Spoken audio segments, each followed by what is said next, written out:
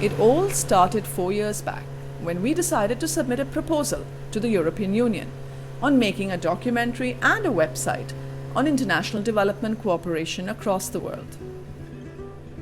And lo and behold, to our surprise, the project was approved by the European Union.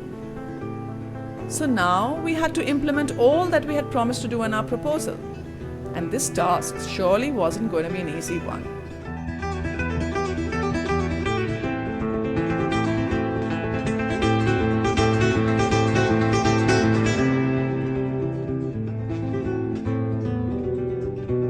We are waiting for mom and dad. They're coming with a motorcycle. They should be here soon. In August 2011, after we had collected enough video footage to make the documentary, Stefano and I decided to embark on a motorcycle trip from Beirut, where we had been living for the past 2 years, to Rome, where we have one of our permanent homes.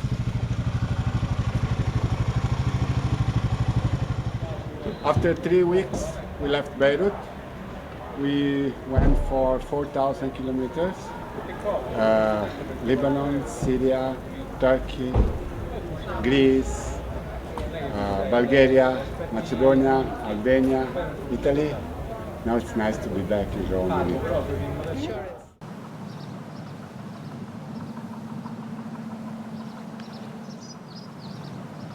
Abbiamo questo progetto europeo che è stato approvato e Armadilla ha assunto il ruolo di coordinamento. Andremo a visitare diversi paesi per fare dei video e questi video devono essere un qualcosa di innovativo. Allora, fare il discorso degli obiettivi del millennio di sviluppo sostenibile che le Nazioni Unite propongono alla comunità internazionale, la cooperazione, il ruolo dell'Europa, sono alcuni degli aspetti da focalizzare e da tenere presenti. I was fascinated by the Millennium Development Goals because it is a shared agenda of all the world. We have other documents that more or less everybody shares, like the Declaration of Human Rights, but those are principles. Here we see the community moving globally, having one agenda that they all share. This for me is fascinating, especially in times like our, where it seems that there are clashes of civilization, clashes of powers, and so little space is given in the news by the fact that we as a world community do share a very important agenda.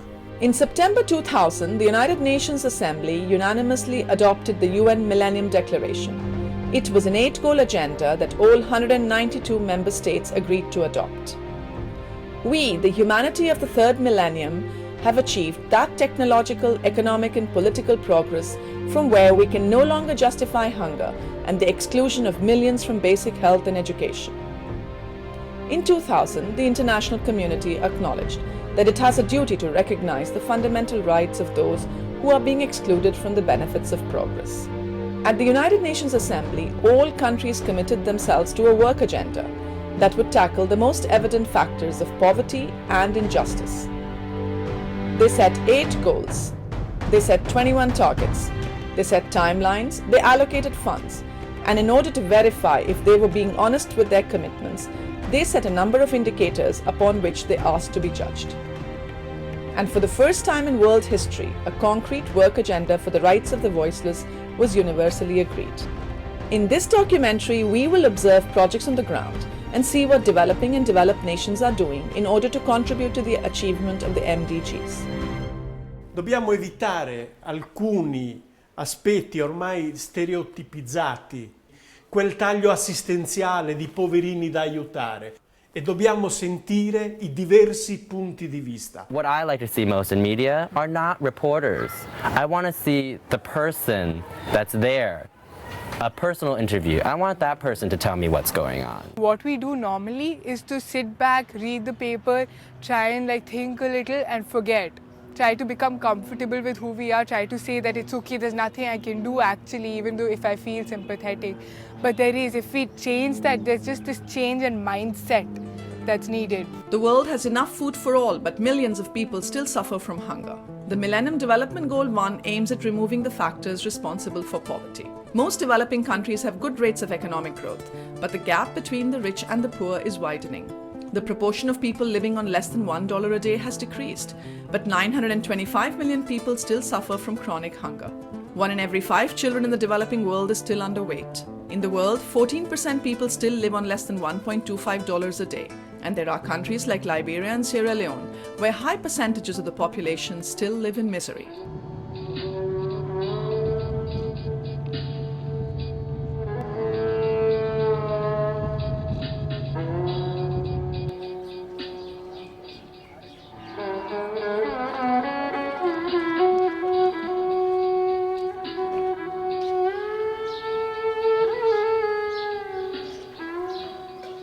गरीबी का देखिए जो कारण है वो मुख्य कारण हमको लगता है कि एक तो लोगों का मानसिक रूप से गरीब हैं।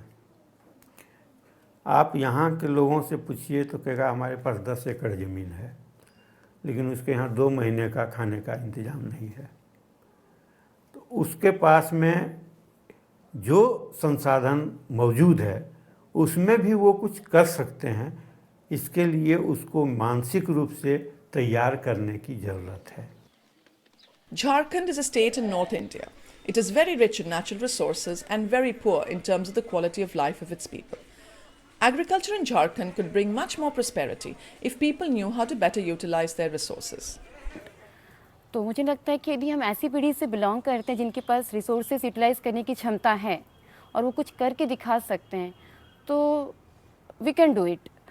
The Millennium Village project, implemented by Wealth Hunger Hilfe in 26 villages of the Deoghar district in Jharkhand, is a typical example of international cooperation for rural development. It receives funds from the European Union, it was conceived and designed by a German NGO, and it is locally implemented by small Indian NGOs. I'm from an organization which is called Welthungerhilfe or German Agro-Action, and we decided to show in 15 different locations all over the world that change is possible according to the Millennium Development Goals. As most rural development projects, this initiative also aims at raising local capacities in agriculture, promoting basic education, and improving infrastructures. The development workers implementing this project are making great efforts to reconstruct the social fabric by involving the whole community in participated planning processes. हम लोगों ने इस project में देखा है कि वो जो कम्युनिटी बिल्डिंग है, प्लानिंग प्रोसेस जो है वो हम 0 लेवल से स्टार्ट करते हैं। गांव वाले बैठते हैं, they make their own plans.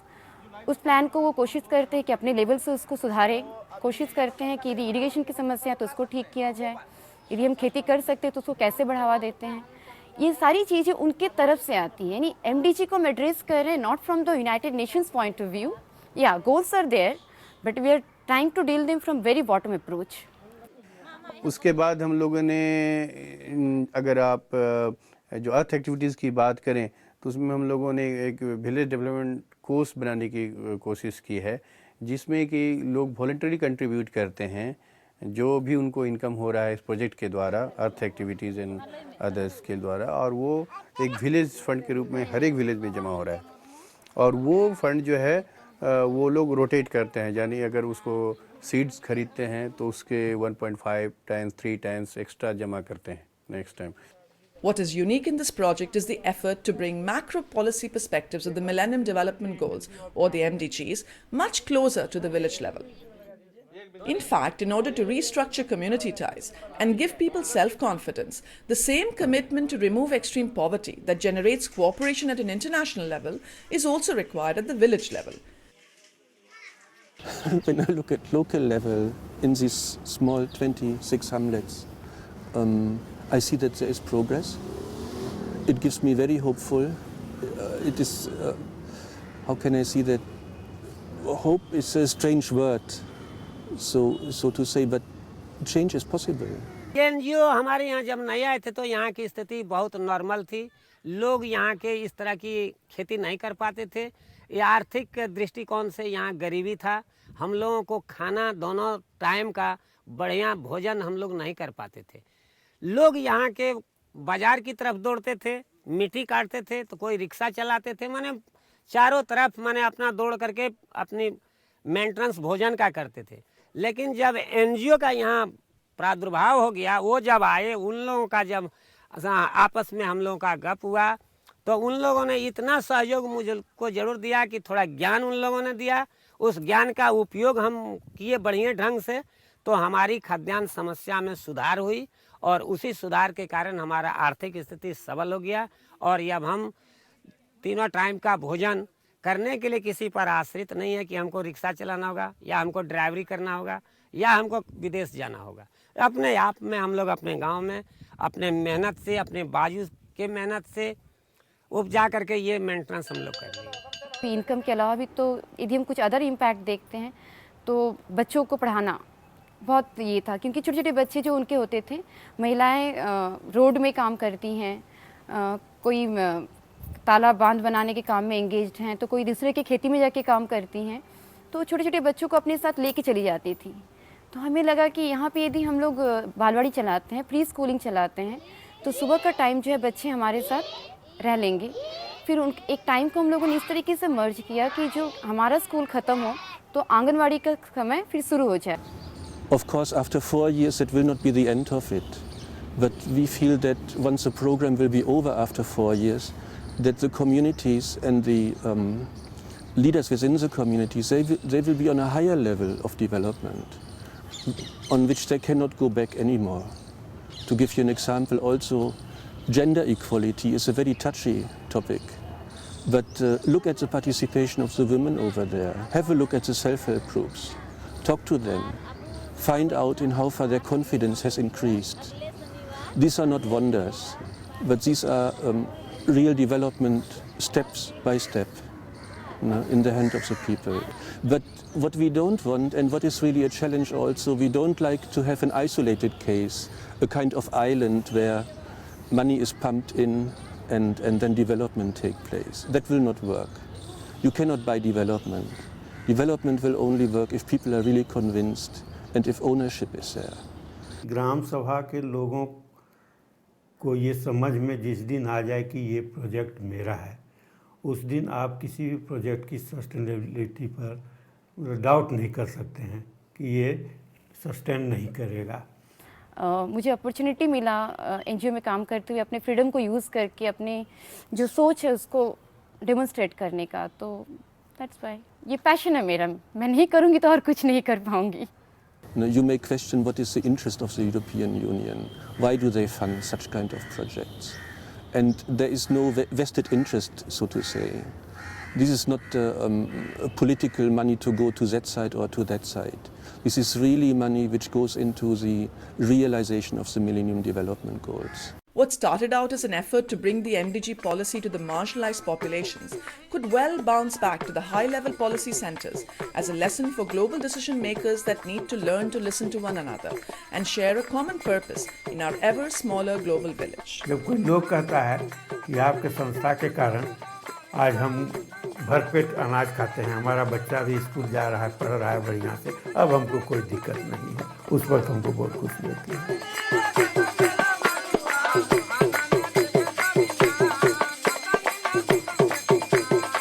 So when you talked about human rights, the focus would have always been largely on civil and political rights. The freedom of speech, the freedom of expression, the freedom to organize, the freedom to participate in elections, the push for democracy, and so on and so forth. But then the economic and social rights and cultural rights that tie in so well and so significantly with the MDGs, whether it's child survival, whether it's women's empowerment, whether it's education, basic education, whether it's maternal mortality, whether it's the fight against TB, malaria, HIV, AIDS, these are all in the realm of economic and social rights. And I think for the first time there was a strong recognition that both these have to be put on the same level.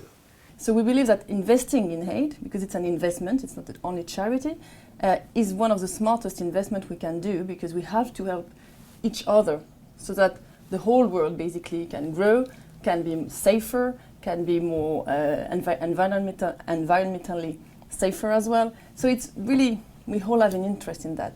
So that's why we believe that taxpayers' money are definitely not badly spent, and they are, the investment is returning back in the EU. The other thing which was interesting me was the fact that so little space is given to this in the news. Why so much space is given to the bad news or people clashing, and why so little space is given to the good news of the world community moving together on the same objectives? India is a country in South Asia. In size, it is the 7th largest country of the world, and it is the 2nd most populated with over 1.2 billion people. It is the most populous democracy in the world. 4 of the world's major religions, Hinduism, Buddhism, Jainism and Sikhism, originated here, whereas Zoroastrianism, Christianity and Islam arrived in the first millennium. India has been able to include all its different features in a multi-form but integrated civilization. However, communal, caste and regional tensions continue to be the challenges of Indian politics, sometimes threatening its long-standing democratic and secular ethos. In terms of nominal gross domestic product, the Indian economy is the world's 9th largest, and it is the 4th largest by purchasing power parity. The country has a burgeoning urban middle class and has made great strides in the fields such as information technology. Its large skilled workforce makes it a popular choice for international companies seeking to outsource work. However, it continues to face the challenges of poverty, illiteracy, corruption and inadequate public health. The vast mass of the rural population still remains impoverished. India is in the forefront of social policy. And many people forget that, to recognize that, because we are quite mesmerized by the wonderful achievements on the economic front of this country. Tremendous economic prosperity and progress. But the human development idea and the MDG says that's not enough. You know, the newspapers cannot just cover the growth story of India. You also have to look at what is happening to the lives of people. Can we confidently stand up and say the environment is better in India? Can we confidently stand up and say the quality of schooling has improved?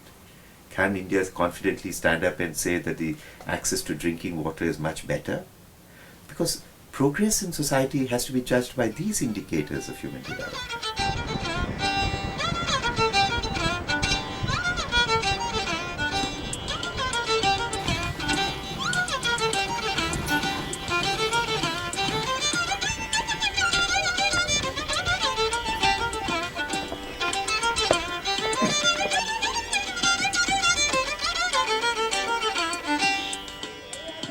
In order to distribute the benefits of economic growth more equitably, in 2005, the Indian government passed the Mahatma Gandhi National Rural Employment Guarantee Act and consequently launched an ambitious program that would provide a legal guarantee for 100 days of employment every year at the statutory minimum wage to all adult members of all rural households that were willing to work in development schemes beneficial to their communities.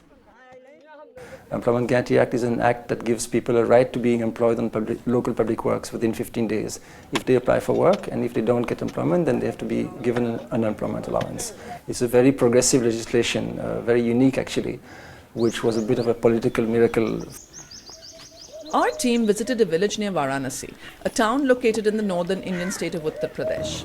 Here, a local NGO, the Mahila Swarojgar Samiti, or MSS, has been raising awareness amongst village women, organizing self-help groups, conducting leadership skills training, and helping women access NREGA, the Rural Employment Guarantee Scheme launched by the Indian government.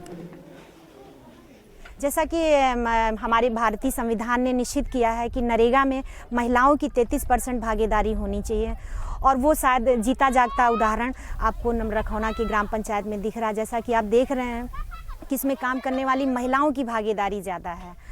We interviewed some women in this village and asked them how their lives had changed after working in NREGA and working with NGOs like the MSS. पैसा निकाल के लेके घरे आवल जाला तो बहुत कुछ काम कर लेवल जाला। उससे लड़कन के ई भल की प्राइमरी में पढ़ा के छोड़ दा, पैसा नहीं बा कैसे अब भारी स्कूल में पढ़ावन जाई। तो हमने बोली कि हमने अपने आदमी से तू बच्चन का खर्चा चलाओ, हमने नरेगा में काम करब तो हमने अपने बच्चन के पढ़ाई। अरे बहुत आगल अब इतना हो गल कि तहाँ के खाद पियत ना रहल, खत दवाई के नहीं रहल, तहाँ बोला डोला के बा वहाँ तनी पढ़े तो नहीं बा एको तक हमने, बाकी प्रधान लोग के थोड़ा बहुत छुगा देवल जा। It's a law, it's not just a scheme, it's a legal right. And I think it could really have wonderful effects, not just in terms of providing security. I mean, the first objective, of course, is to provide some kind of social security to people, but it can also bring about a lot of very interesting social economic and political change because it reduces migration, because it is implemented through local institutions that have a new lease of life through this law, because it helps women to come out of the household and to become part of the public sphere. लेकिन अगर हम सब challenges तो ये हैं कि घर से बाहर निकलना महिलाओं का यही अपने आप में बहुत बड़ा चैलेंज है, क्योंकि आज तक वो घूंघट में रही हैं, जो हमारा भारतीय संस्कृति है, तो उनसे घर से बाहर आना अपने आप में एक बहुत बड़ी चुनौती है। कभी हमने घर के बाहर निकलना नहीं बता कहाँ जाना कि का होला बाहर का दुनिया, तो उसमें तुमने के पता नहीं कैसे लोग बाहर हमने का कहीं पैसा जमा करल जाता लेके भागो न जा, उसमें नहीं इतना तक कि कितना बार लोग हमने मना कैले पर भी आवत रह गलन, तमने के लोगन अपने फायदा बदे आवलन, हमने का कर अपन समय बर्बाद करल जाए, काम कर ली चूल्हा चौकी के इनकर बात सुन ली, बाकी मना कैले पर नहीं मानते न, फिर बार बार आवाज से हमने का थोड़ा दिमाग जैसे ये समझ में आल कि नहीं जो ये लोगन कहते न सही है। ओकर बाद हमने समूह बना ले भैया, समूह बना ले छोटा मोटा हमने के समूह में पैसा भी आ गल, फिर वहाँ से भैया हमने के एक नारी संघ बनल, नारी संघ जब बनल भैया तो हमने शक्ति जो न बढ़ गई वहाँ से, हमने के तब वो समय ही लगल कि हमने शायद अपने जो 4 दीवारी की जिंदगी से बाहर निकल के ये दुनिया में हमने के थोड़ा सा अपनी मर्जी से जिए का हक भी मिलल और दूसरे के भी वो हक दियाव का हक मिलल, और सब औरत के अपनी मर्जी से जिए का समझ हो जा। उनके अंदर जब एक लीडरशिप आ जाती, कॉन्फिडेंस आ जाता, तब उनको पता चलता है कि नरेगा एक कानून है जिसमें हमारा सहयोग करना और अब उसमें जिसकी ज़रूरतें हैं वो हक पाना भी जिम्मेदारी एज ए पंचायत के नागरिक होने के नाते महिलाओं की भी ड्यूटी बनती है, लोगों की भी ड्यूटी बनती है। But what is distinct about the Employment Guarantee Act are the clauses to ensure better governance and accountability. Social audit, which means it's an audit by people of the functioning of the program, is mandatory. So anyone can now, in fact the government is also actively encouraging social audits. Groups of people can go into a village, ask for the accounts, call a public meeting and ask people, were you paid the wages that you were assured? You were supposed to get 100 days of work, are you getting it? Were you offered a job when you went to ask for it? And so it's making a huge difference. The Narega Employment Guarantee Scheme has been surrounded by criticisms and controversies around mismanagement, poor effectiveness and its limited impact on the drivers of poverty. And if the program is well implemented, you could really transform the whole rural economy of Jharkhand through that. On the other hand, the reality, I mean, Jharkhand is one of the most corrupt and criminalized states of India, and the reality, the ground realities of this Employment Guarantee Act in Jharkhand are really quite dismal. 90% ठेकेदारी उन्हीं के पास है। While it is easy to find people who say that better programs could be designed, it's not as easy to find people who can actually design and enforce these programs effectively. My feeling is that if the workers organize and form strong organizations, then they will be able to save the program and to make it work, and that's really the big opportunity in the future. We are trying to be good people being charitable, but actually it is not charity. It is in our interests. It is in the interest of every single citizen of Europe and the European nations to help people in our neighborhood and in the different parts of the world to be better off, to be less poor, to be less ill, to have less disease, because we live in an interdependent world. So our purpose should be not to give a hand out, but to give a hand up. Tu mi chiedi di far vedere i progetti di cooperazione come un partenariato tra uguali, però molto spesso le persone, il pubblico qui, vuole invece sentirsi non l'uguale, ma vuole sentirsi quello che dà o quello che è superiore. Quando diciamo basta con una comunicazione pietistica e lacrimosa che non crea consapevolezza, ma che muove soltanto l'emotività superficiale e non crea stili di vita diversi che c'è bisogno invece di creare, che non crea responsabilizzazione consapevole del come affrontare questi problemi, che non crea investimenti in analisi, studio, approfondimenti.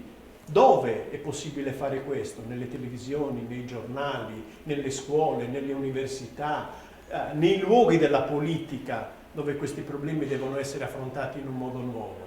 Allora, avere quella funzione di stimolo, di lievito, di dire un qualcosa di nuovo è la sfida che il progetto che abbiamo chiamato EUGAD deve assumere e deve tentare di fare. The fourth largest country in South America and one of the continent's most populous nations, Colombia has substantial oil reserves and is a major producer of gold, silver, emeralds, platinum, and coal. Colombia is the fourth largest economy in Latin America.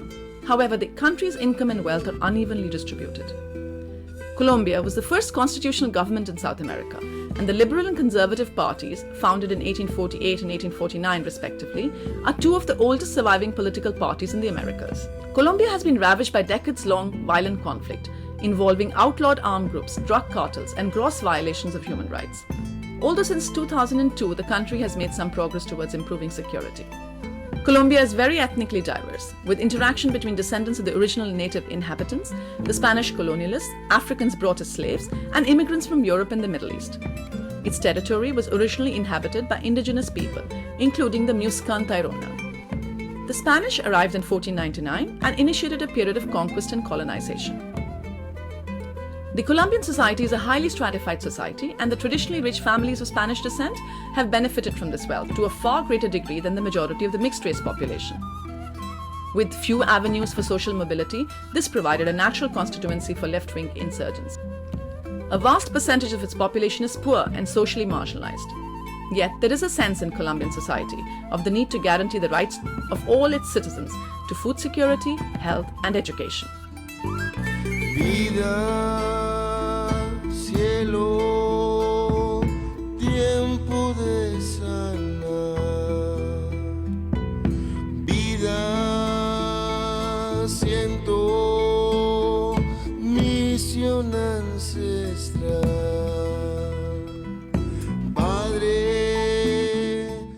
La participación la hace cada uno de los ciudadanos. Eso no puede ser dado a través solamente de una orden de escritorio o de un documento como tal, sino que tiene que ser al contrario, de abajo hacia arriba, y se convierte, esa participación es la que debe convertirse en la orden al que está gobernando. Pues la principal problemática fue el consumo de spa, el embarazo a temprana edad, faltas de centros médicos y sitios como donde nos podamos divertir en la localidad, y la violencia a nivel familia, a nivel localidad y a nivel Bogotá. Rafael Uribe is one of the many neighborhoods that have mushroomed in the eastern periphery of Bogotá, the capital of Colombia, a metropolis of around 8 million persons that has been expanding exponentially during the civil war due to massive displacement of people from the poorer and more unsafe regions of Colombia. Y en Colombia particularmente el tema Bogotá, por la apuesta que hace esta administración a la garantía de derechos, pero al reconocimiento, a la restitución y a la garantía de derechos, con programas particulares en territorio que permite el empoderamiento no solamente institucional, sino de las comunidades, de los niños, de las niñas, de los adultos. Y la localidad a la que vamos en este momento es Rafael Uribe. Allí se presentan varios grupos poblacionales que tienen una situación muy complicada económica, política y socialmente. En esta oportunidad pues presentamos una propuesta que hemos venido trabajando desde el año anterior porque se acercaron a nosotros, y es la organización internacional, una cooperativa que se denomina Armadilla. Aplicaron a un proyecto con la Unión Europea en donde se estaba convocando a hacerle un seguimiento a los objetivos de desarrollo del milenio en diferentes países del mundo, y dentro de todos los países del mundo, uno de ellos que escogieron fue Colombia. In townships like this one, the political priority now is the reconstruction of community ties amongst marginalized immigrants, most of them being uneducated youngsters who too often fall victim to the vicious circle of unemployment, drug abuse and violence. Vengo de una transformación de mi propia vida. Yo consumía drogas, hacía parte de una esquina, era delincuente.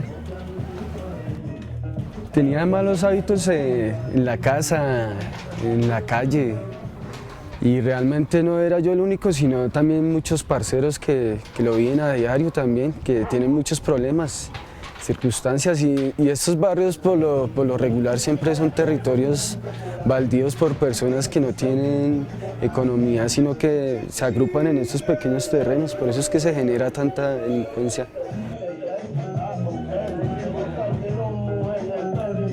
Parte del proyecto es montar una escuela alternativa, o sea, que los mismos chicos generen espacios para educarse en los temas que ellos quieren aprender.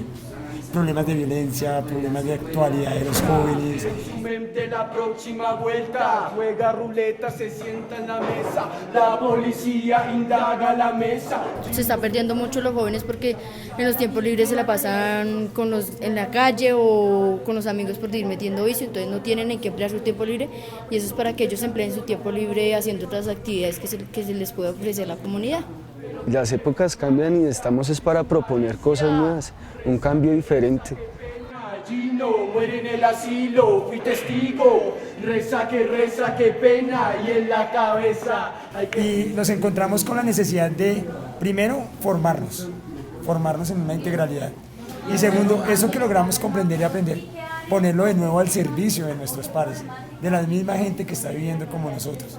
O sea, creemos y de eso estamos seguros es de que, como tuvimos la oportunidad, hay que abrir la oportunidad y hay que buscarlas en todos los sitios. Y este espacio y estos proyectos permiten hacer eso. En levantamiento no se nota ni su cara, su familia conserva el mapa. Gino toma la guapa, le muestra la guaca. Reconocer el territorio en el que estamos, en el que vivimos, en el que, o sea, reconocer todo lo que vamos a hacer en el futuro, que vamos a salvar. Muere en el asilo, fui testigo, reza, qué pena, y en la cabeza. A través de la formación es que llegamos a tomar conciencia. La política de seguridad alimentaria y nutricional tiene dos aspectos básicos, el nutricional y el de inclusión social. El nutricional es que llegue un plato de comida para que se pueda nutrir la persona. Claro, es más o menos alrededor del almuerzo, solo es el 35 o 40% de la alimentación diaria. Pero pues ahí estamos tratando de subsanar una parte. Y la inclusión social es la que se encarga de tejer, de construir, de tratar de generar los espacios para que se den los procesos de transformación dentro y hacia afuera del comedor comunitario. Que para mí es lo más importante, ¿sí? Más que aprendamos a convivir, a hablar, a respetarnos, ¿sí? Y pues en sí, en lo artístico hay un avance entre lo que es reconocer ciertas cosas del arte, o pues del dibujo, o de la pintura, ¿sí? Pero a mí me importa más la relación de convivencia. Bueno, Angie, y aquí ya listo. ¡Queremos al profe! La razón por la que uno viene a este trabajo, se dedica a este trabajo habiendo estudiado Derecho, es porque pues tiene la idea y las ganas de colaborar, de ayudar a transformar la situación, ¿no? La situación que hay actualmente en el país, en la ciudad. Ayudar a luchar contra la pobreza, a luchar contra la vulnerabilidad. ¡Johan! Venga, traemos a Johan. La educación popular parte del diálogo crítico de saberes. Como decía Freire, el maestro Freire, nadie lo sabe todo, pero nadie lo ignora todo. Cada uno sabe algo del mundo y de la vida desde su experiencia. La pone en discusión y entre todos construimos el conocimiento. Y la investigación-acción participativa, es decir, nos reunimos en comunidad, planteamos nuestros problemas, miramos cuáles son nuestros problemas y entre todos tratamos de buscar la solución. La pobreza en su mesa, en soledad, su alma reza. Entonces pues desde ahí ya hemos aprendido del comedor muchas cosas que son muy importantes para nosotros, como ya es mentalizarnos, o sea, saber qué queremos en la vida, quiénes queremos ser, a saber que nosotros podemos ayudar a otras personas a través del cambio que hemos tenido, que es la música, que es la formación con otros pelados, que es trabajo comunitario, que es desarrollo evolutivo en nuestros territorios. La pobreza en su mesa, en soledad, su alma reza. Ver primero la obra, ¿no? Pero cómo se satisfacen, cómo se reflejan ellos y cómo se sienten ellos, verles esa alegría, esa satisfacción, para uno pues también muy grande, ¿no? Lo mismo con adultos, con jóvenes, con mujeres, lo que ustedes habrán podido apreciar estos días con los jóvenes. Sin saber que uno hace parte de eso, que uno está aportando, que está apoyando, que está poniendo su parte, pues le satisface uno mucho el No, trabajo. pues a mí me gusta mucho ayudar a la comunidad y en sí a mí me gusta mucho lo que es política y eso. A la esquina saluda su parche, toma una foto de la mapache, prende su blon. Es decir, que en las manos de los jóvenes, nosotros ya somos los viejos, nosotros ya somos la historia. La hayamos construido bien o la hayamos construido mal, somos historia. De aquí para allá lo que le dejamos es un camino abierto a esos jóvenes, muchísimos de esos jóvenes que fueron atendidos por nosotros, que logramos sacar de la calle, que logramos capacitarlos para que tuvieran un mejor vivir, que a través de que ingresaran entran al comedor comunitario, pero el comedor comunitario les brinda la posibilidad de escolarizarse, ese futuro lo puedan llevar adelante. Camino por recorrer hay muchísimo, pero también sé que hay muchos, pero muchísimos jóvenes con ideales todavía, y no con los ideales que yo tuve cuando joven, sino con otros ideales que no están marcados dentro de una politizazione. L'analisi che abbiamo fatto anche come Armadilla e come tantissime ONG italiane ed europee su questo sistema è che la strategia assistenziale di soli aiuti è fallita. In 50 anni di cooperazione internazionale i problemi non si sono risolti. La povertà invece di diminuire è aumentata, la disparità fra i mondi ricchi e i mondi poveri è aumentata, la concentrazione delle ricchezze in poche mani anche, e quindi dobbiamo trovare modi nuovi per risolvere, per responsabilizzare i diversi attori su questo problema. The challenge in that is also that we have NGOs have 40, 50 years of work, of frames that they brought to the public. So how to change these frames? Because in people's mind, in public's mind, when an NGO comes out, it's for fundraising. But no, development education is not about fundraising at all. It's really different. For sure, NGOs need public money, otherwise they cannot work. But their work in development education is really to bring alternatives, is to capture interest of people on what is going on between local in our society and in global, with global issues. Es una zona de alto consumo acá en la ciudad. En esta zona encontramos que las personas habitantes de la calle hacen uso del espacio para consumir bazuco, que es la sustancia alucinógena más consumida por los habitantes de la calle. Being a rolling stone, some of us, at times, are tempted to abandon all ties, to just leave, to get onto the road, with the hope that it will take us somewhere new. And most of us hide within ourselves a deep, intimate fear that we might suddenly lose all that we possess, get abandoned by all whom we love, and find ourselves on the road, with nowhere to go and no one who waits for us. In Bogota, as in most big cities of the world, the homeless are many. Here, becoming homeless could well mean ending up as a victim of drug and violence. Las dos drogas más utilizadas son el alcohol antiséptico con agua o con refresco y el bazuco, que es un derivado de la cocaína. But if you live in Bogota, even if you're homeless, you're not without the possibility of a temporary but dignified shelter. Bene, benvenuti a Hogares de Paso de Secretaría Distrital de Integración Social Bogotá. Es una red de hogares de paso que atiende diariamente a 1.150 ciudadanos con cupo día. Entonces, nosotros vamos a las calles con un equipo de búsqueda activa todas las mañanas, 5 de la mañana. Les hacemos sensibilización, los recogemos de la calle, de las ollas, los puentes, los cambuches. Y los 3 hogares cada tiene un equipo dividido en cada uno de los sitios de Bogotá. Tome, chino. ¿Todo o no? ¿Cómo le ha ido? Bien. ¿Cuánto lleva en la calle usted, mijo? Poquito. Sí, y ahí a los hogares de paso. Acá al patio de Ipron. Ah, bueno, ya tomé. Recuerde que hay otras posibilidades diferentes a la calle y que estamos para atenderlos, ¿sí me entiende? Todo bien. Yo me levanto a las 4:30 de la mañana para estar en un sitio que se llama El Bronx, en el cual remitimos 150 muchachos a los diferentes hogares. De todos modos, dentro de los hogares hay una parte donde se quedan 200 muchachos, entonces nosotros completamos el cupo llevando 700 todos los días.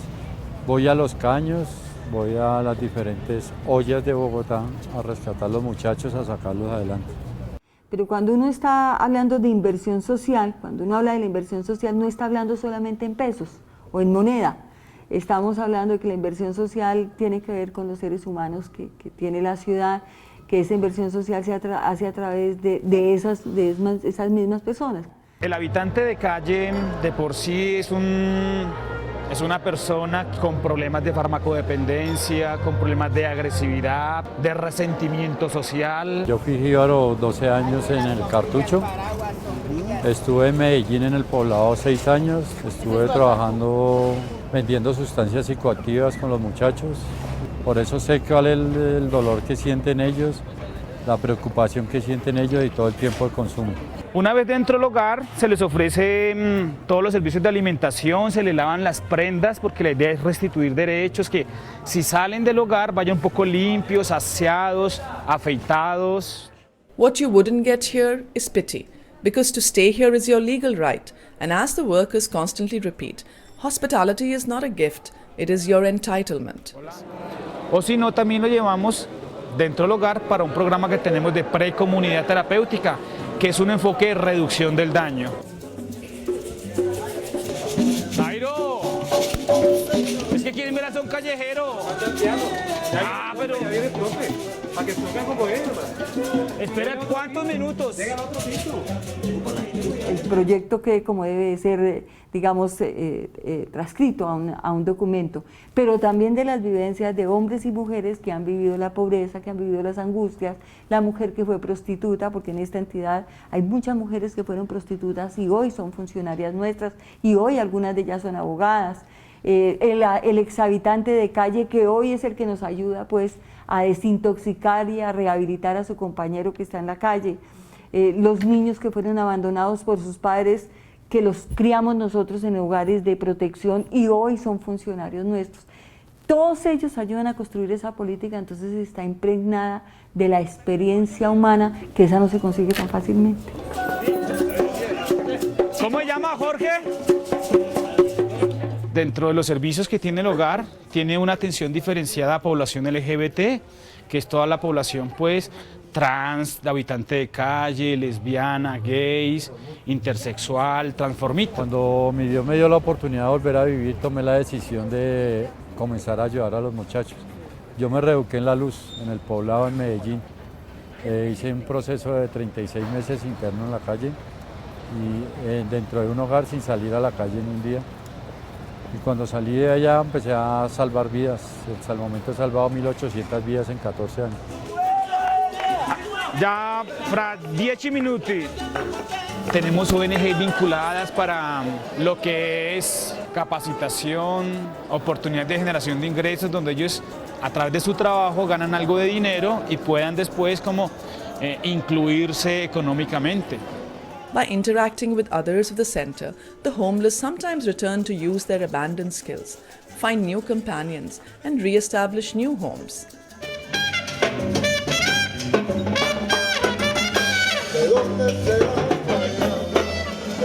In the weeks when the homeless take a break from living on the streets, these centers become a home for them, shared in dignity with others who are passing through similar stages of life.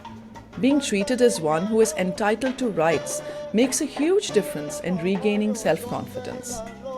And it is these centers of passage that give to Bogota a lasting sense of confidence, of being not just a metropolis of migrants, but a human community, endowed with a sense of pride, of being a city of no exclusion. Escuchen esta entrevista y se tome como un aporte más a tantas cosas que tenemos que curar. Lo más importante que tenemos que llegar es al corazón, al ser humano, y poder llegar a ese ser humano a decirle, aquí estoy yo para servirte.